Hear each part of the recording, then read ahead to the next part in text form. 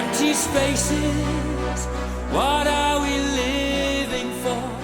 Abandoned places, I guess we know the score. On and on, does anybody know what we are looking for? Another hero, another mindless crime behind the curtain, in the pantomime. Hold the line, does anybody want to take it anymore? The show must go on. The show must go on. Yeah. Inside my heart is breaking. My makeup may be flaking, but my smile still stays on. Hello, and welcome to another edition of Illuminated Darkness. Illuminated Darkness is now available on Anchor, Apple Podcast, Google Podcast, Spotify, Breaker, Pocket Cast, Radio Public, Stitcher, and Overcast. Illuminated Darkness can be contacted at our email address, illuminated.darkness2019@gmail.com, or you can follow us on Instagram, Twitter, and you can always reach us through our Facebook page. We would love to hear from you. Please feel free to contact us with new information on a past topic, suggestions for new topics, and any questions. Keep in mind, our very first live stream is coming up June 21st on our Facebook page. We'll be doing an actual tarot card reading while running several ghost detection tools, EVP, and photography. Is tarot card reading the spirits helping out, or is it just the luck of the draw? The show may be a little plain for a while. Our primary production computer has an issue and is going in for repair. This is why there's been a GoFundMe link on our Facebook page, and while I'm asking everyone to share the links to the show to cover the cost of repair, share, support if you can, but above all, keep listening. It all helps. I'm not one to ask for anything unless it's truly a rough spot. Thank you, and on with the show. As a disclaimer, the following has nothing to do with my personal belief system. I encourage you all to do your own research into all of our topics and form your own opinion.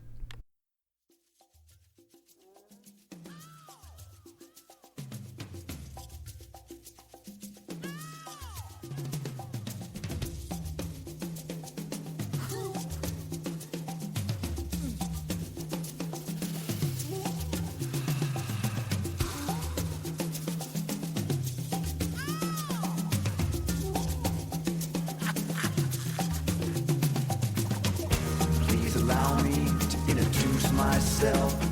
I'm a man of wealth and taste. I've been around for a long, long year, stolen many man's soul and faith. I was around when Jesus Christ had his moment of doubt and pain. Made damn sure the pilot washed his hands and sealed his fate. Pleased to meet you. Hope you guess my name. Oh yeah. But what's puzzling you is the nature of my game. I stuck around St. Petersburg when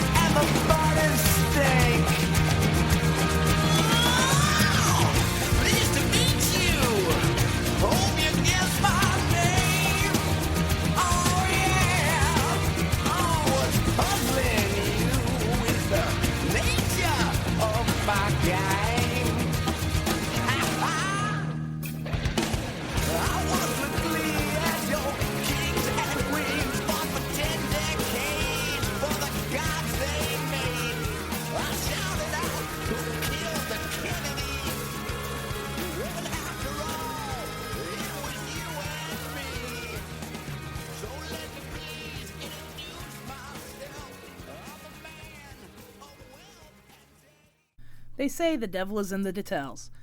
If you grew up watching horror movies, you've seen the devil pop up in various places.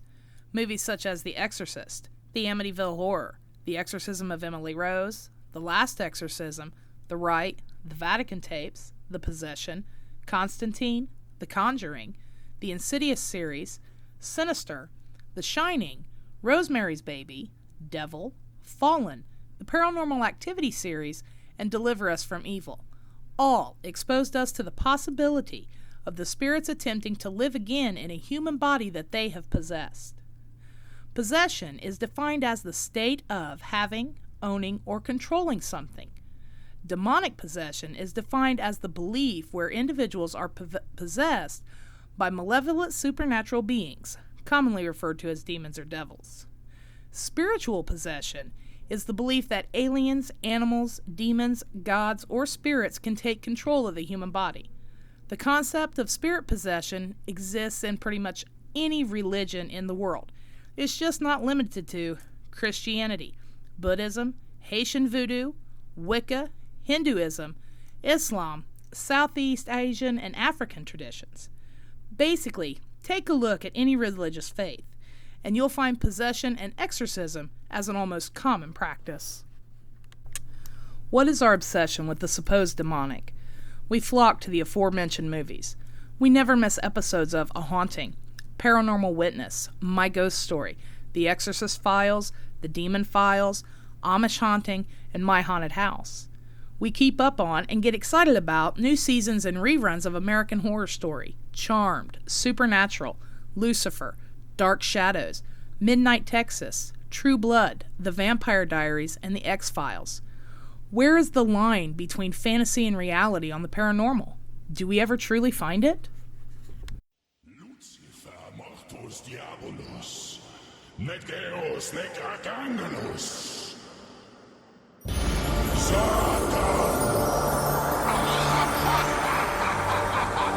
Der Fürst der Finsternis.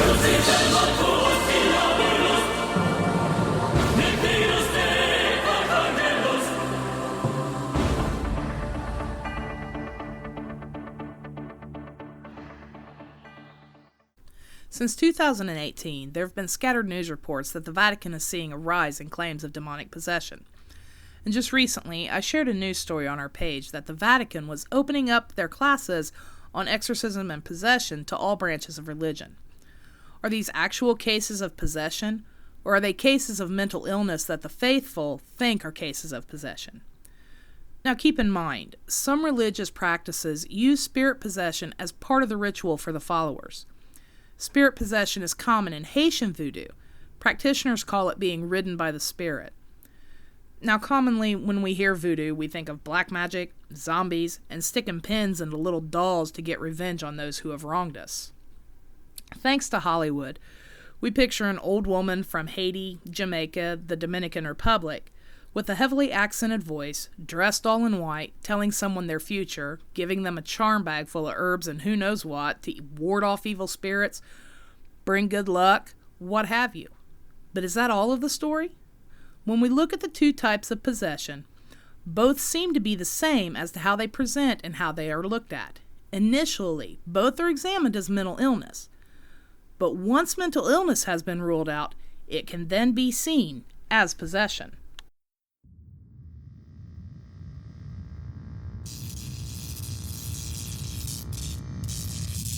So I've got a clean copy of the tape here now, and well, look, I should warn you that this could really scare you. This is the letter I received from one of the It's dated the 6th of June, 2006. I've recently started. I couldn't believe it when you talked about the sounds from hell tonight. My uncle had told me this story a couple of years ago, and I didn't believe him. Discounted the story as nothing more than just a hysterical religious newspaper account. The story about the digging of the hole and the hearing of the sounds from hell is very real. It did occur in Siberia on a regular mining expedition exploring future oil reserves. My uncle collected videos and audio tapes and so forth on the paranormal and supernatural. until he passed away recently under strange and terrible circumstances. He let me listen to one of the audio tapes that he had on the sounds from hell in Siberia, and I copied it. He received his version from a close friend who worked at the BBC in London. It took me a while to find it tonight, but attached is that sound from my uncle's tapes. It's not the greatest quality, but the sounds, those horrible sounds, are there. I was very hesitant to send you this, as the noise bothers me to listen to. It has always haunted me. To those who discounted the Siberian sounds from hell story, it is true, and I, for one, wish it wasn't. Well, that's the letter, and this is the tape. It's a cleaned, better copy, and I will warn you that what you are about to hear is very, very disturbing indeed. We all remember Linda Blair's head spinning 360 degrees, spewing split pea soup, and masturbating with a crucifix, while Max von Sydow prayed the rosary, made the sign of the cross, threw holy water, and shouted, "The power of Christ compels you." It compelled some of us to never see that damn movie again. But how accurate is what we see on the screen? We've seen the TV preachers dancing and screaming and pushing people down while demanding the devil get out, while those who practice voodoo, psychics, and mediums welcome the spirits. But first, let's take a look at demonic possession. One of the first parts of the process is the determination of, is it schizoaffective disorder or another mental illness, or is it full-on demonic possession? One of the first things that everyone asked is, how did this happen? The answer is dependent on who you ask. Everyone seems to agree that past involvement in occult practices, Ouija boards, tarot cards, astrology, seances, necromancy, divination, past involvement in a false religion, and depending on which denomination you ask, now, they'll all agree that any form of paganism is primary. But they'll all also point a finger at each other. It's the age-old, my God's better than your God. Drug use, pornography, occult meditation techniques. Now, we know how it could happen. How do we know if it is in fact possession and not insanity? There's always a way to tell the difference. Attraction or an aversion to religion. Is the individual in question shying away from religion? Did they used to go to worship regularly, and now are they suddenly going to church when they've never expressed an interest in going before? According to the most information that I found, anyone who is possessed will avoid going to church like the plague. If someone's suspecting that they're possessed, that might be the first place they go. Rational speech or irrational speech? Does the individual sound sane, or do they sound like they have totally lost the cheese off their cracker? Ordinary learning versus supernatural learning. Did they learn how to knit, or all of a sudden did they start speaking in a 5-century-old dead language fluently? Normal phenomena versus occult phenomena. The power went out because the transformer on the pole out in front of the house blew. Or was Betty levitating 5 feet off the floor when this happened? Claiming to be possessed.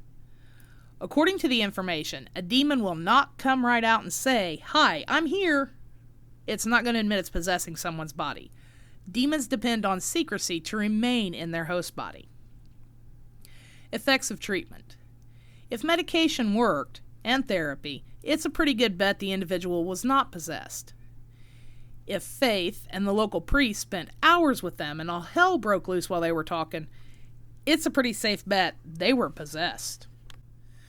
As I mentioned in the Warrens case with Annabelle, sometimes there are 3 stages of demonic possession. Other sources will say there are 4. How does one know that they are on the threshold of witnessing a person being possessed? Infestation. Are you suddenly living in a haunted house? Footsteps, voices, apparitions, things moving around without anyone touching it, odors you can't find the source of, too. And you know for a fact your house isn't haunted? See, rather than directly affecting people, the infestation will affect properties, objects, maybe even your pets, to get your attention. Oppression.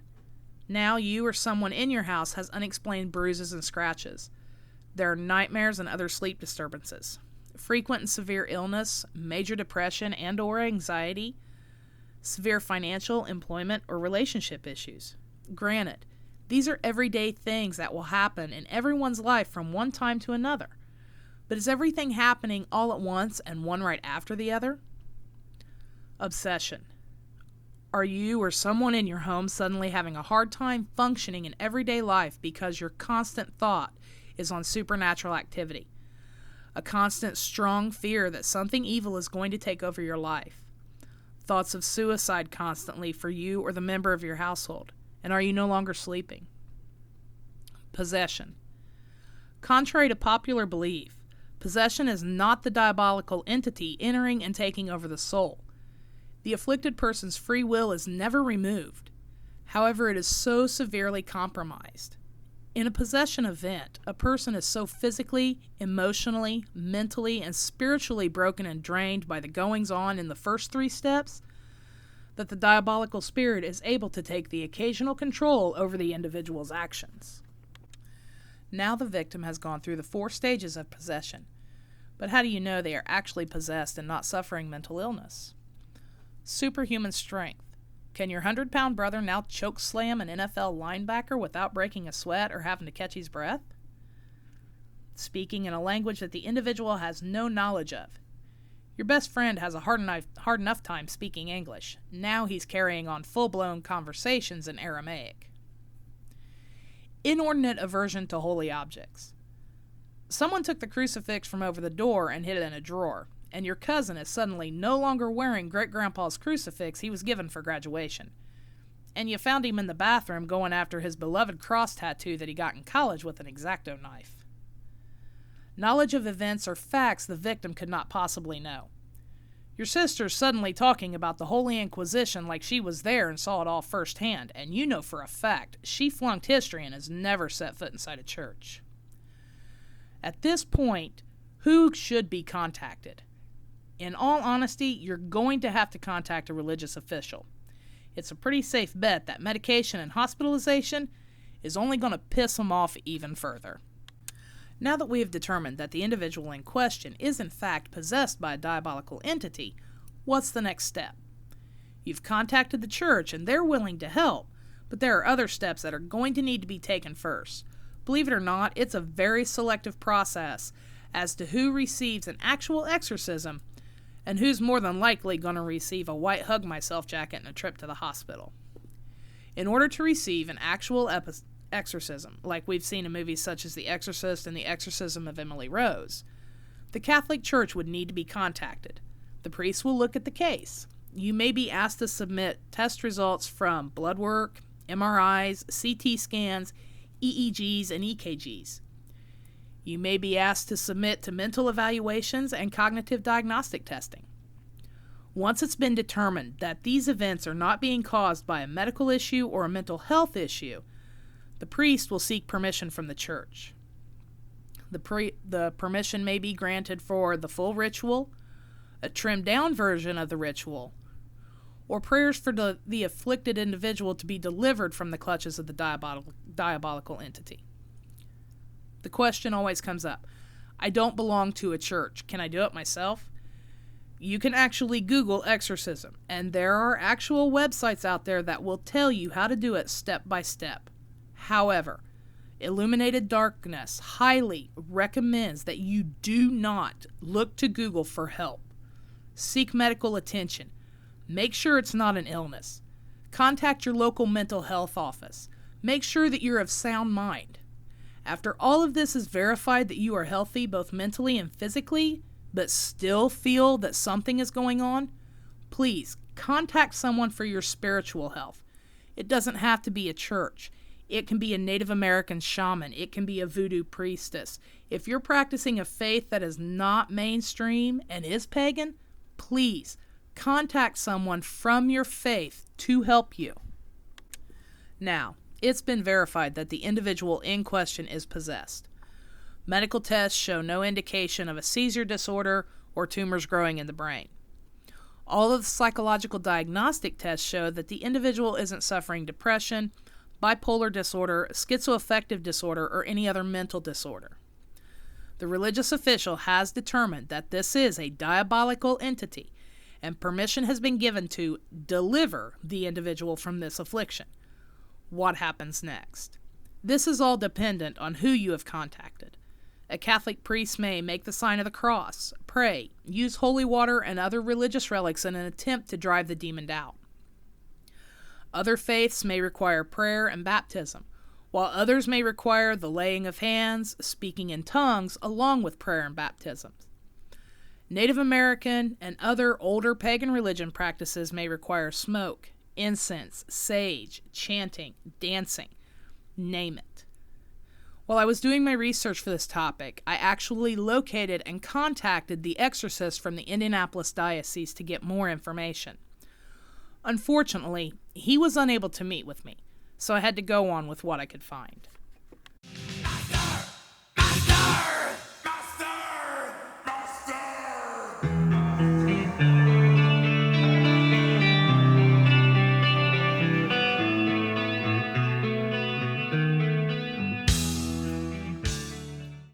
Demonic possession is not the only type of possession out there.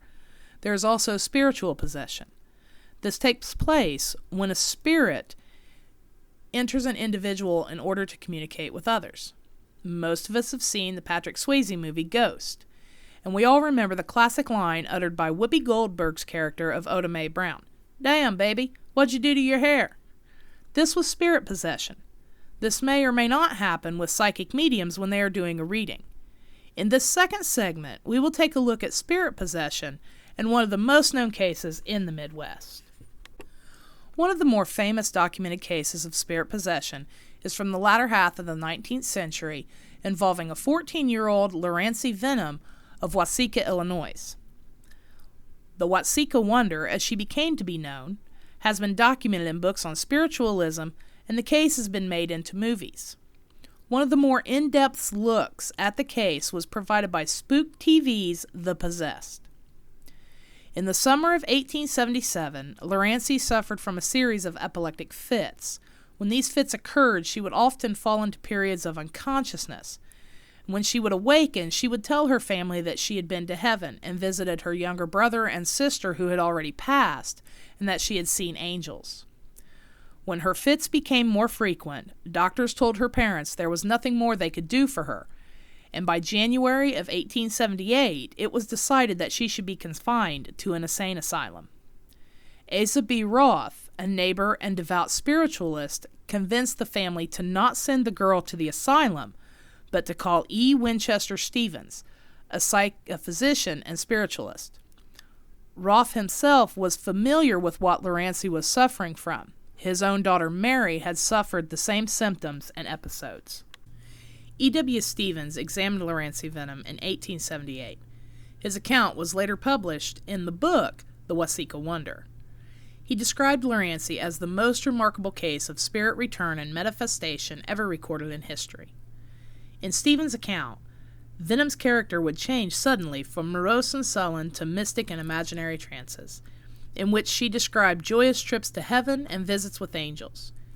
In recounting the events, Stevens stated that Venom also spoke in different voices, and she became several different people. One, an old woman named Katrina Hogan, and a young man named Willie Canning. In claims made by Stevens, Laurency remembered the names of several people who had passed away and later possessed her body. Laurency later chose to be possessed by the soul of Asa B. Roth's late daughter, Mary, a possession that would last roughly 15 weeks. Richard Hodgson, a psychic researcher, was also convinced that the possession was authentic, and that Venom was in fact possessed by Mary Roth's spirit. In his 1890 book, The Principles of Psychology, William James mentioned the case briefly, stating that it is, perhaps as an extreme case of possession of the modern sort one can find. According to Stevens and Hodgson, during the alleged 15-week possession, Laurency knew intimate details about the Roth family. She knew family, friends, and relation by looking at them, had memories of Mary's childhood, and was familiar with objects in the Roth home. This was enough to convince the Roth family that Laurency Venom was the reincarnation of their late daughter Mary, and the family allowed the girl to live with them until the possession ended. Stevens would later document that after Lorancy had married, she welcomed a second possession by Mary Roth to take away the pain of childbirth. As with any paranormal phenomena, there are critics, skeptics, and naysayers. Upon his review of the case, Frank Sergeant Hoffman, a psychologist, stated that Venom was presenting a typical hysterical impersonation. There was no evidence that Venom had any knowledge that she could not have obtained by normal means, and the grieving Roth family did everything in their power to encourage Lorancy that she was their Mary. Venom was characterized as unduly suggestible by Henry Addington Bruce. Bruce states that it may be safely declared that the phenomena manifested through Lorancy Venom were not a whit more otherworldly than the phenomena produced by tricksters who Hodgson himself so skillfully and mercifully exposed. Bruce also stated that the recurrence of Mary's personality only appeared when the Roths paid visits to Lorancy, and they ceased entirely upon Lorancy's marriage to a man not interested in spiritualism and removed her to a distant part of the country.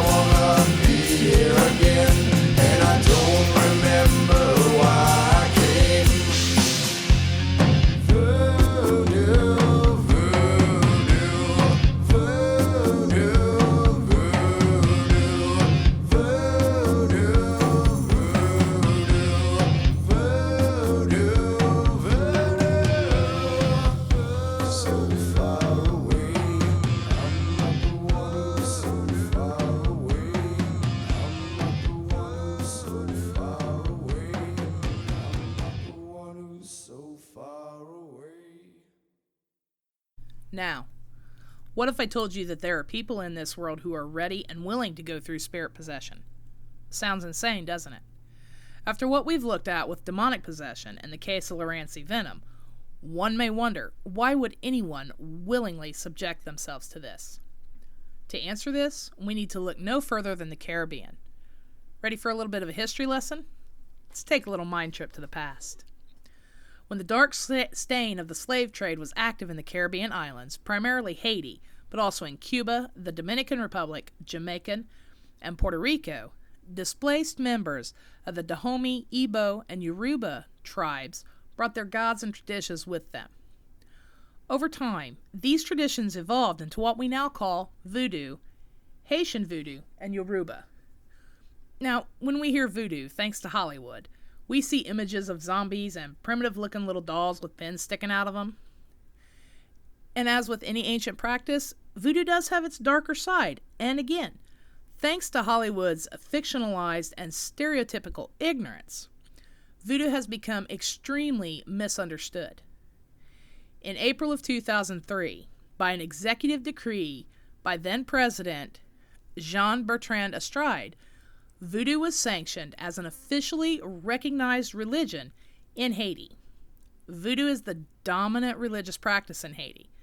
A photographer was quoted in National Geographic saying, "One common saying is that Haitians are 70% Catholic, 30% Protestant, and 100% voodoo."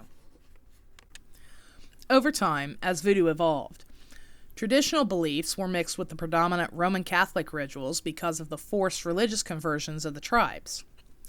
However, this gave voodoo a more powerful influence in Haiti, and it was in Haiti where the captives led a successful uprising against their captors and have been independent ever since. Louisiana voodoo, or New Orleans voodoo, is another evolution of voodoo, and it's the Louisiana voodoo that many of us are familiar with. Deep South hoodoo is also another incarnation. However, we're not going to go too in depth of any of the practices. Only one aspect of it: the possession and the reasoning for the possession. Voodoo means spirit, and may be one of the world's oldest ancestral nature-honoring traditions according to Oath, the Organization of African Traditional Healers in Martinez, Georgia. In Voodoo, it's an honor for the Loa or spirit to enter and possess or ride a member of the congregation. But the question remains, why? Let's look to the ritual for the answer. Possession, or being ridden in Voodoo, always begins with ritual.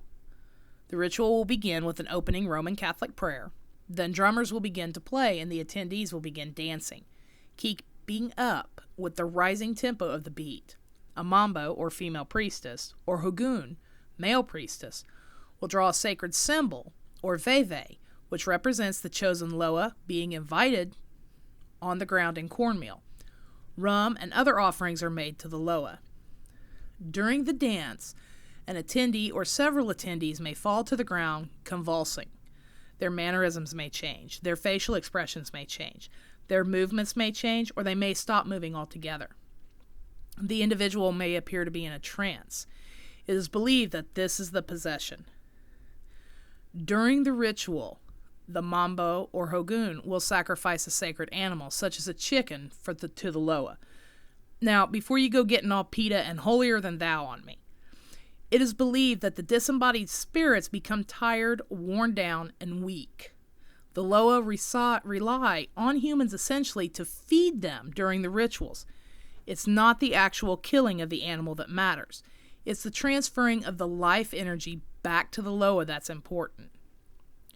After the sacrifice has been made to the Loa, the ritual participants then ask the spirits for advice, help with problems, for health.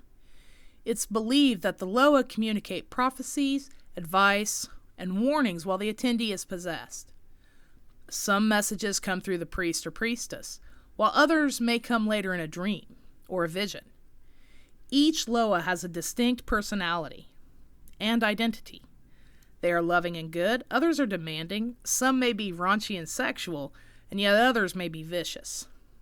Haitians believe that it's an angry Loa that causes sickness and injury. In Haitian Voodoo and Louisiana Voodoo, it's the Loa that serves as the go-betweens for humans and God.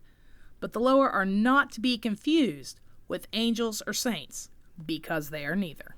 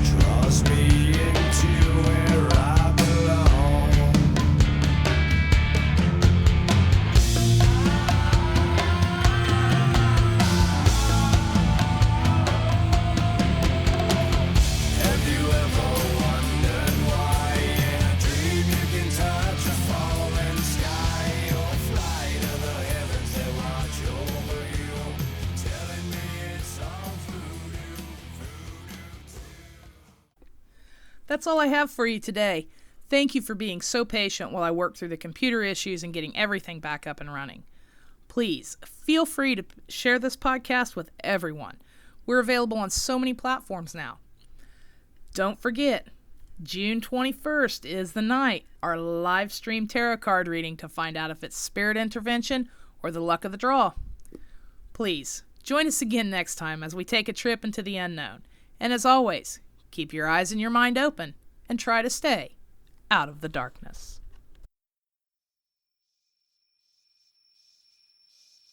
I heard a policeman say to Grandpa, There once was a Salem, the caretaker of the lower house, but he died years ago. As a matter of fact, he's buried right here on your land. If they only knew.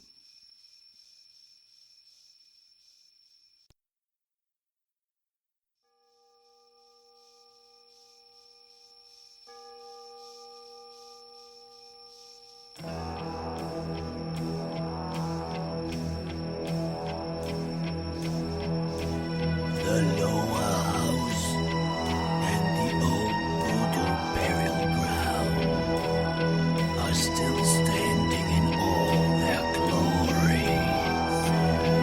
The Lafayettes left the hospital at Louisiana and went to... I don't care. Malone survived. He's a scared old man now.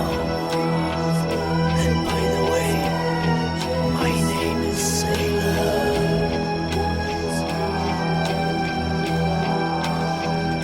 You cannot say that everybody's happy, but you can say that everybody is now safe from each other. At least I thought so until